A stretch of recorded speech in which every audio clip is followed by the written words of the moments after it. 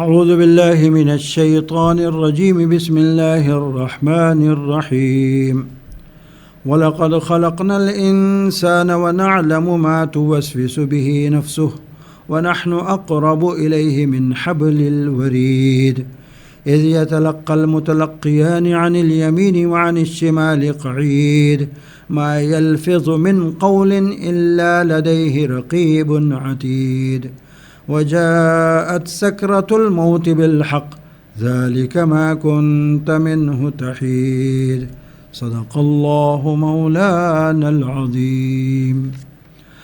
آیتوں کے ترجمے سے پہلے چند الفاظ کے معنی سماعت فرمائیں۔ حبل الورید شہرگ، یتلقی لکھنا اخذ کرنا، قعید بیٹھا ہوا، عتید نگران نگہبان، تحید تو بدکتا ہے۔ اب آیتوں کا ترجمہ سماعت فرمائیں۔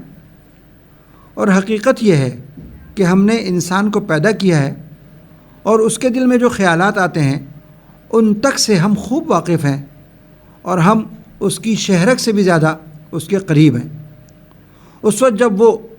اس وقت بھی جب اعمال کو لکھنے والے دو فرشتے لکھ رہے ہوتے ہیں، ایک دائیں جانب اور دوسرا بائیں جانب بیٹھا ہوتا ہے، انسان کوئی لفظ زبان سے نکال نہیں پاتا مگر اس پر ایک نگران مقرر ہوتا ہے، ہر وقت لکھنے کے لیے تیار، اور موت کی سختی سچ مچ آنے ہی والی ہے۔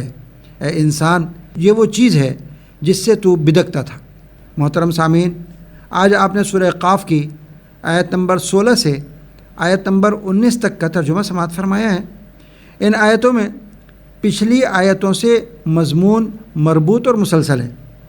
گزشتہ آیتوں میں قیامت اور حشر نشر کے منکروں اور حضور اکرم صلی اللہ علیہ وسلم کو جھٹلانے والے مکہ کے کافروں کو ان کے اشکالات اور شبہات کا شافی جواب ان کے روز مرہ کے مشاہدوں سے مثال دے کر دیا گیا تھا کہ اللہ پاک بارش کے پانی سے مردہ زمین کو زندہ کر دیتا ہے، تم روز دیکھتے ہو، اسی طرح وہ مردہ انسانوں کو دوبارہ زندہ کر دینے پر بھی قادر ہے۔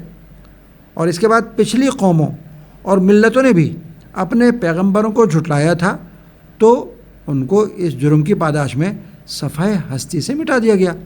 تم کو ان کے انجام سے عبرت پکڑنا چاہیے، اور ذرا دیکھو تو تم لوگ یہ مانتے ہو کہ اللہ پاک ہی نے تمام کائنات اور مخلوقات کو پیدا کیا ہے، تو کیا وجہ ہے کہ وہ اللہ دوسری بار زندہ نہیں کر سکتا؟ کیا وہ پہلی بار پیدا کر کے الیاذ باللہ تھک گئے؟ ہرگز ایسا نہیں ہے، مگر یہ کافر مسلسل گمراہی اور شک شبے میں پڑے ہوئے ہیں۔ آج تلاوت کی گئی آیتوں میں اسی مضمون کا تسلسل ہے۔ فرمایا کہ انسان کو اللہ ہی نے اپنی قدرت اور ارادے سے پیدا کیا ہے، اور صرف پیدا ہی نہیں کیا بلکہ اللہ جل شانہ اس کے ہر قول و فعل اور نقل و حرکت سے پوری طرح باخبر ہے، حتیٰ کہ وہ انسان کے دل میں گزرنے والے خیالات و خطرات سے بھی پوری طرح واقف ہے۔ اور اللہ تعالیٰ انسان کی اپنی جان اور شہرگ سے بھی زیادہ قریب ہے۔ یہی نہیں بلکہ دو فرشتے بھی اللہ کے حکم سے ہر وقت اس کے ہر قول و فعل اور نقل و حرکت کی نگرانی کرتے رہتے ہیں، اور کوئی لفظ بھی جو اس کے منہ سے نکلے لکھ لیتے ہیں۔ دائیں طرف والا اس کی اچھی باتیں لکھتا ہے اور بائیں طرف والا اس کے برے اعمال۔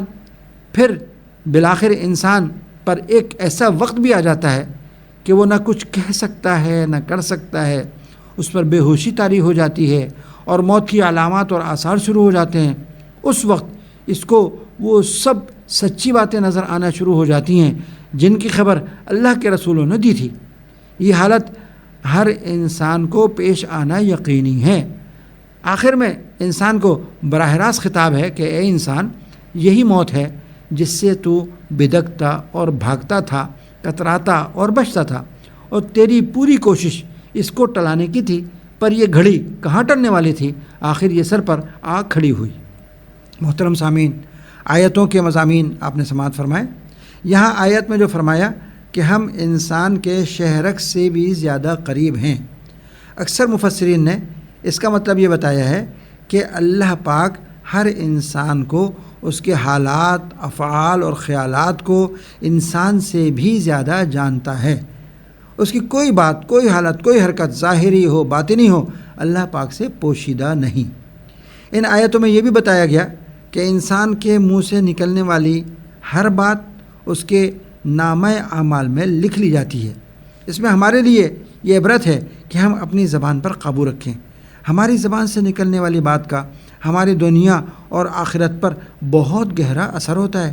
ایک حدیث شریف ہے کہ انسان کوئی کلمہ خیر کا زبان سے بولتا ہے اور اس کو معمولی سمجھتا ہے، لیکن وہ کلمہ اللہ تعالیٰ کی رضا کا ذریعہ بن جاتا ہے اور اس کو جنت میں پہنچا دیتا ہے۔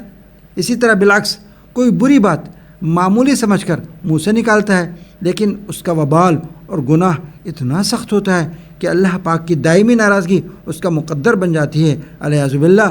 اللہ پاک ہمیں اپنی زبان کی حفاظت کی توفیق عطا فرمائے، آمین۔ وما علینا الا البلاغ۔